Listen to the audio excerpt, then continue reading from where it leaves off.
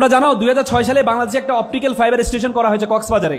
সেটি তোমার Spain, Portugal, Philippine হয়ে বাংলাদেশের কক্সবাজারের সাথে যুক্ত হয়েছে। তোমাদের পাশেই অপটিক্যাল ফাইবার স্টেশন, একটা তার, এ তারের দূরত্ব ছিল মাত্র 17,000 কিলোমিটার। এই একটা অপটিক্যাল ফাইবার কেবলের কারণে পুরো পৃথিবীটা আমাদের হাতের মুঠো চলে আসছে। বিজ্ঞান বলে আমাদের মাথার মধ্যে নার্ভ আছে, প্রায় 2 কোটি নার্ভ আছে, 2 কোটি তার আছে। বলা হয় থাকে একটা তারের সাথে যদি আরেকটা তার লাগানো হয় তাহলে 2 লক্ষ কিলোমিটার হবে এটা দূরত্ব। Do you imagine?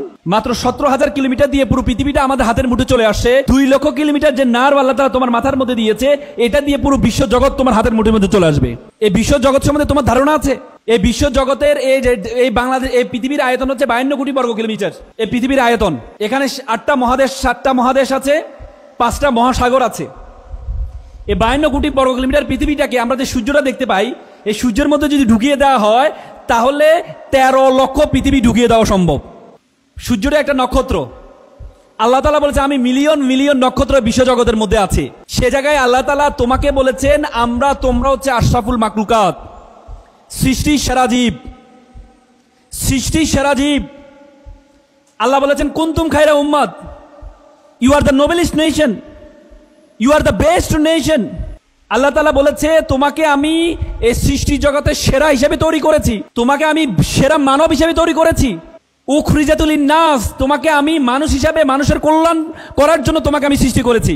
এই বিশ্ব জগতে যা কিছু আছে আমি সব কিছু আমি তোমার জন্য সৃষ্টি করেছি। আল্লাহ তাআলা কোরআনে বলছে হুয়াল্লাযী খালাকালাকুম, আমি তোমার জন্য সৃষ্টি করেছি মাহফিল আরদে জামিয়ান, এই জমিনে যা কিছু আছে সবকিছু আমি তোমার জন্য সৃষ্টি করেছি।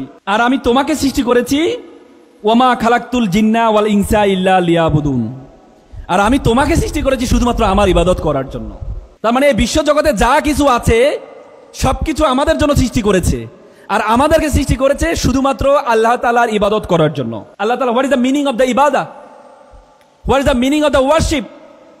ইবাদতের ডেফিনেশনটা কি? যে তোমরা আজকে পড়াশোনা করে A+ পেয়েছো, এটা একটা was one part of the warship, একটা ইবাদতের একটা অংশ।